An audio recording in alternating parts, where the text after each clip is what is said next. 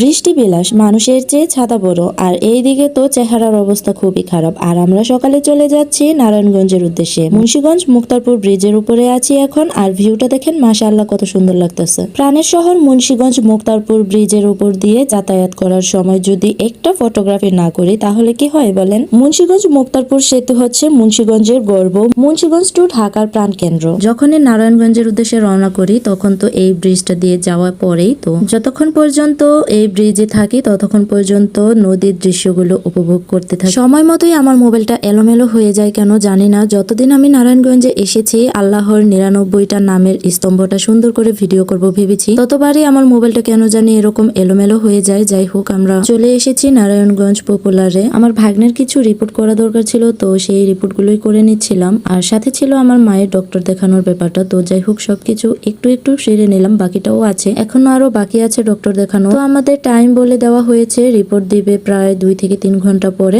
যাই হোক, ততক্ষণে আমরা নিচে এসে একটু ঘোরাঘুরি করলাম, আর সাথে আর কিছু কেনাকাটা ছিল সেইগুলো একটু করে নিলাম। এই প্রচন্ড গরমের মধ্যে একটা ফ্যানের দরকার, আর বাচ্চাদের জন্য তো ফ্যান জরুরি। যেহেতু ওরা স্কুলে যায় তখন কারেন্ট না থাকলে ওদের অবস্থা অনেক কাহিল হয়ে যায়। তো সেই জন্যই আমি একটা ফ্যান আর একটা মশা মারার ব্যাট নিয়ে নিলাম, যেহেতু মশা বাচ্চাদের পিছু ছাড়ে না। আর এই জন্যই একটা ব্যাটও আমার জন্য দরকারি ছিল, তো সেই জন্য ব্যাটটাও নিয়ে নিলাম। সাথে একটা ছাতা দেখছিলাম, যেহেতু বৃষ্টির সময় কখন যে হুট করে বৃষ্টি নেমে যায় তা বলা যায় না। এই জন্য BMW কেনার জন্য আমি চলে গিয়েছিলাম নারায়ণগঞ্জে। এর ফাঁকে আরো অনেক কিছুই কেনাকাটা করে নিয়েছি, যেমন বাচ্চাদের জন্য এক্সপোর্টের গেঞ্জিগুলো রিজনেবল প্রাইসে ছিল, সেই গেঞ্জিগুলোই কিনে নিলাম। আর সাথে কিনেছি পার্স ব্যাগ, সাইড ব্যাগ, আরো নানান অনেক কিছুই নিয়েছি। সবগুলো অ্যাক্টিভিটি সেরে আমরা চলে যাচ্ছি আবার মুন্সিগঞ্জের উদ্দেশ্যে। মুন্সিগঞ্জ মুক্তারপুর সেতুর রাতের ভিউটা দেখেন মাশাআল্লাহ কত সুন্দর। আর এই দিকে দেখেন মুন্সিগঞ্জ লঞ্চ ঘাটের দিকে আল্লাহর নামের স্তম্ভ, মোহাম্মদ লেখা এবং আল্লাহ লেখা, কত সুন্দর লাগতেছে মাশাআল্লাহ।